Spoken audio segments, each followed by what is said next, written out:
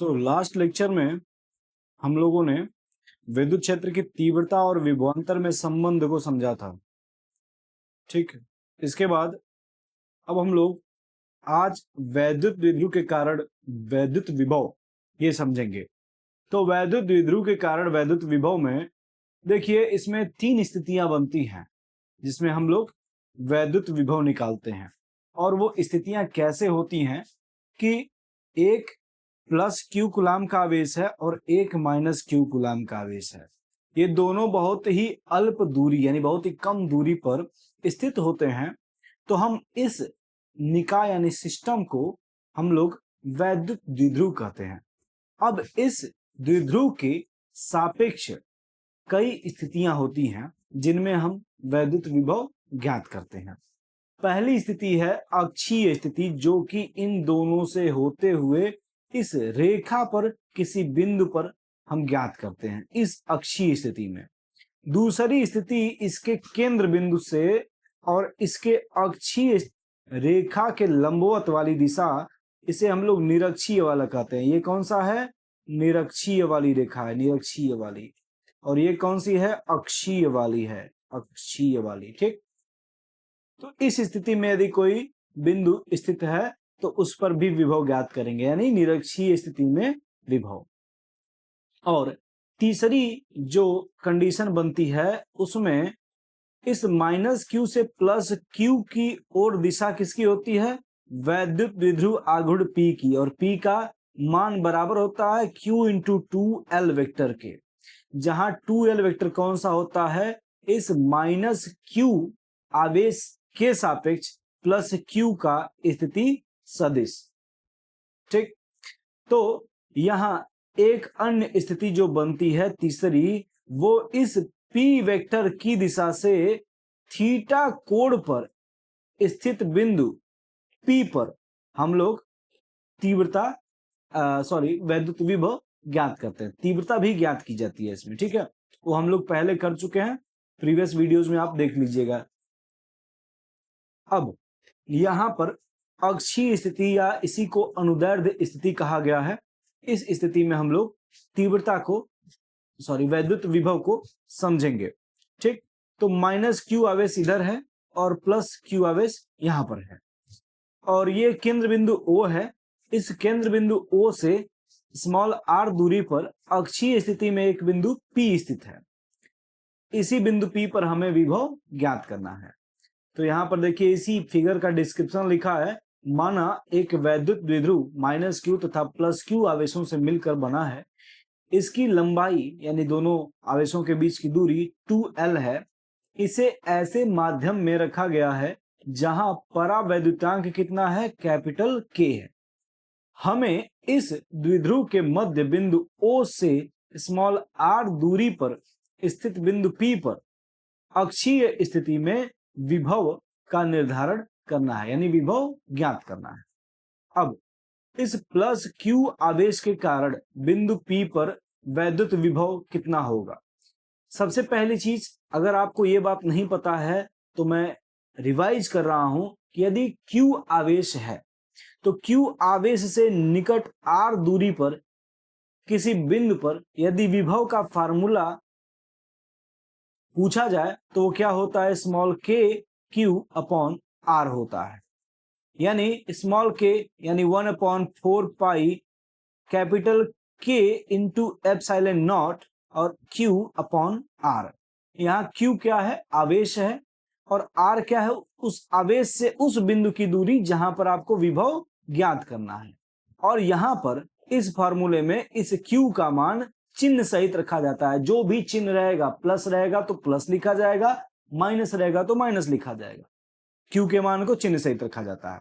अब जब आपको ये बात पता चल चुकी है कि एक आवेश दिया हो और उसके निकट अगर हमें दूरी ज्ञात हो तो कैसे हम उस बिंदु पर विद्युत विभव का फॉर्मूला लिखते हैं, तो इसी तरह से यहां पर इस प्लस Q आवेश के कारण बिंदु P पर वैद्युत विभव लिखा गया है। देखिए, ये है हमारा प्लस Q आवेश, और क्योंकि इस द्विध्रुव के केंद्र बिंदु से दूरी इसमें स्मॉल r है, इसलिए यहां इसके केंद्र से इस आवेश की दूरी कितनी है? L है। अब इस पूरे में से इतना L को निकाल दिया जाए तो हमें ये वाली दूरी प्राप्त हो जाएगी, यानी यह वह दूरी है जो हम लोग स्मॉल q प्लस q आवेश के कारण जिस बिंदु पर हम लोग ज्ञात कर रहे हैं उसके बीच की दूरी है। ठीक है, तो इसीलिए फार्मूला लगा है 1/4 pi epsilon not capital K Q। अब यहाँ Q कैसा है, प्लस में है, तो प्लस लिखने की आवश्यकता नहीं है, वैसे ही छोड़ दिया है। Q अपॉन डिस्टेंस, दूरी, तो दूरी कितनी है इस केस में, R माइनस L है। जो भी दूरी होगी उस आवेश से उस बिंदु के बीच की दूरी जहां पर आपको उस आवेश के कारण विभव ज्ञात करना है। ठीक है, तो वो दूरी यहां पर आ गई R माइनस एल। इस वाले विभव को हम लोग V1 कह रहे हैं। V1 कौन सा है, प्लस Q आवेश के कारण बिंदु P पर वैद्युत विभव है। अब माइनस Q आवेश के कारण बिंदु P पर वैद्युत विभव क्या होगा, तो अभी आपको मैं समझाया हूं। आप क्या करेंगे, आवेश को देखेंगे चिन्ह सहित, तो चिन्ह सहित जो भी आवेश रहेगा उसका मान आप फॉर्मूले में रखेंगे, और उसके अलावा दूरी देखेंगे कि उस आवेश से उस बिंदु की दूरी कितनी है जहां पर आपको वैद्युत विभव ज्ञात करना है उसके कारण।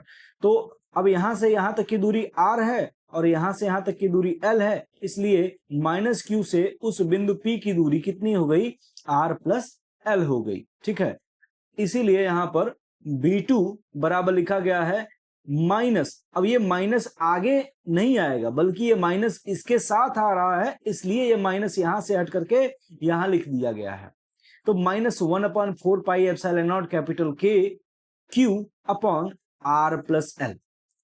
अतः बिंदु P पर जो परिणामी वैद्युत विभव है वो कितना होगा, तो वैद्युत विभव जो होता है अगर वो कई आवेशों के निकाय के कारण निकाल रहे हैं आप, तो उन सभी के द्वारा जो अलग अलग उस बिंदु पर वैद्युत विभव आता है, उस बिंदु पर नेट विभव उन सभी का बीजगणितीय योग होता है, यानी चिन्ह सहित बस आपको जोड़ देना है। अब यहां V बराबर V1 का मान क्या आया था, 1/4 pi epsilon not capital K into Q upon R minus L, उसको ला करके रख दिया V1 के जगह पर। अब प्लस V2 के जगह पर क्या आया, -1/4 pi epsilon not capital K Q upon R plus L, तो इसको ला करके रख दिया। अब क्या होगा कि यहां इन दोनों में इतना तो कॉमन है, Q upon 4 pi epsilon not capital K ये कॉमन है, इसे आप क्या करेंगे, बाहर ले लेंगे। ठीक है, तो जैसे बाहर लेंगे तो क्या होगा, 1/R minus L minus 1/R plus L, ये पूरा ब्रैकेट के अंदर आ जाएगा। अब यहां इसका क्या कर लिया हमने, एलसीएम ले लिया, तो ये दोनों मल्टीप्लाई करके दोनों नीचे लिख दिया हमने। उसके बाद इससे इसमें भाग देंगे तो ये वाला आएगा और इसका कहां हो जाएगा गुणा, एक में, तो एक में गुणा करेंगे R प्लस एल रख देंगे। और फिर उसके बाद यहाँ R प्लस एल से इसमें भाग देंगे तो कितना आएगा, R माइनस एल। अब ये R माइनस एल यहाँ पर माइनस चिन्ह बीच में है और फिर R माइनस एल लिखेंगे ऐसे ब्रैकेट में, और जब इस माइनस का अंदर गुणा होगा तो क्या हो जाएगा, बराबर माइनस R, अब minus into minus plus L, इसीलिए यहां पर डायरेक्टली लिख दिया गया है -R प्लस एल। तो -R और प्लस R से कट गए और L प्लस L कितना हो जाएगा, 2L हो जाएगा। और नीचे क्योंकि आपको ये फॉर्मूला पता होगा, a प्लस बी गुणे a माइनस बी बराबर किसके होता है, a square minus B square के। तो सिमिलरली यदि a के जगह R हो जाए और b के जगह L हो जाए तो ये R minus l into r plus l किसके बराबर हो जाएगा, R square minus l square के, इसीलिए यहाँ नीचे R square minus l square आ गया है। अब हम लोग विद्युत द्विध्रुव आघूर्ण P की परिभाषा से हम लोग Q इंटू 2L जो है इसको हम लोग बराबर कर सकते हैं P के, तो यहाँ Q इंटू 2L जो आ रहा था वो P के बराबर हो गया और R square minus l square नीचे आ गया।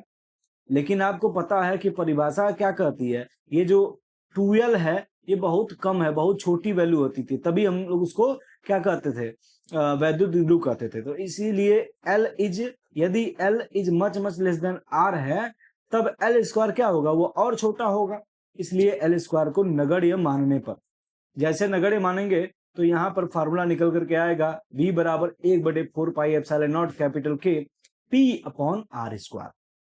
यही वो स्टैंडर्ड फार्मूला है जो विद्युत विभव का आता है इस केस में। ठीक है, यानी वैद्युत द्विध्रुव की अक्षीय स्थिति में स्थित बिंदु पर विभव का स्टैंडर्ड फार्मूला ये है। अब यदि उस दोनों आवेशों के बीच का जो माध्यम है वो क्या है, वायु अथवा निर्वात है। ठीक है, तो k का मान 1 हो जाएगा और इस तरह से ये वाला फॉर्मूला निकल करके आएगा। अगला जो टॉपिक है इसी में निरक्षीय स्थिति या अनुप्रस्थ स्थिति कहते हैं इसको। तो अनुप्रस्थ क्यों है, क्योंकि इस तरह देखो एक बेलन मान लो, तो बेलन को अगर अनुप्रस्थ काट बोलता है तो क्या करते हैं, लंबवत काटते हैं, तो यानी इसके लंबवत वाली दिशा है। अभी मैंने आपको समझाया था स्टार्टिंग में।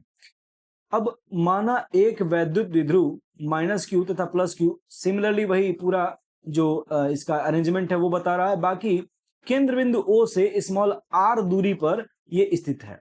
तो देखिए इसमें ये वाली लंबाई L है और ये वाली भी लंबाई L है, ये वाली पूरी R है और ये दोनों ही क्या हैं, समकोण त्रिभुज हैं, समकोण त्रिभुज। तो इन दोनों ही भुजाओं की लंबाई कितनी हो जाएगी, r² + l², कर्ण का वर्ग बराबर लंब का वर्ग धन आधार का वर्ग से ये दोनों ही r² + l² हो जाएंगे। अब यहां पर +q आवेश के कारण बिंदु P पर वैद्युत विभव कितना होगा, तो +q वाला यहां पर है और ये बिंदु B पर स्थित है, तो kq अपॉन डिस्टेंस होती है, तो kq यानी कि 1/4 pi epsilon not capital K q upon BP। BP कौन सी दूरी है, देखिए इस +q आवेश से उस बिंदु की दूरी है BP। ठीक है, ये वाली दूरी है पूरी BP। इसके बाद -q आवेश के कारण बिंदु P पर वैद्युत विभव कितना है, तो -q के कारण निकालेंगे तो क्या करेंगे, 1/4 pi epsilon not capital K लिखेंगे और q के जगह क्या आएगा, -q आएगा, वही माइनस यहाँ आगे आ जाएगा। ठीक, और बटा में AP क्या है, -q से उस बिंदु की दूरी AP। ठीक, ये आ गया। अब बिंदु P पर परिणामी वैद्युत विभव कितना होगा, परिणामी वैद्युत विभव V बराबर कितना होता है, V1 + V2, अगर इससे ज्यादा होते तो +V3 + V4 इस तरह भी होता है। ठीक, तो V बराबर V1 + V2, क्योंकि दो ही है इसलिए ऐसा लिखा गया। अब V बराबर V1 का मान रख दिया, V2 का मान रख दिया। ठीक, और इस तरह से इतना आया। अब क्योंकि AP बराबर है BP के, यहां पर देखिए इन दोनों का जो मान है वो क्या है, बराबर है, इसीलिए यहां पर इन दोनों के जगह AP की जगह BP रख दिया, तो ये क्या हो गया, 0 हो गया, बराबर में से बराबर घट रहा है, 0 हो जाएगा, इसीलिए V बराबर क्या आ रहा है, 0 आ रहा है। अतः वैद्युत द्विध्रुव की निरक्षीय स्थिति में विभव कितना होता है, 0 होता है। तो ये ऑब्जेक्टिव प्रश्न में भी पूछा जा सकता है। ठीक है, इसके बाद हम लोग जो तीसरी कंडीशन है जिसमें -q + q और ये P वेक्टर है, इस P वेक्टर की दिशा से थीटा कोण और r दूरी पर स्थित बिंदु पर हम लोग वैद्युत विभव को निकालेंगे। अगला लेक्चर ये होगा।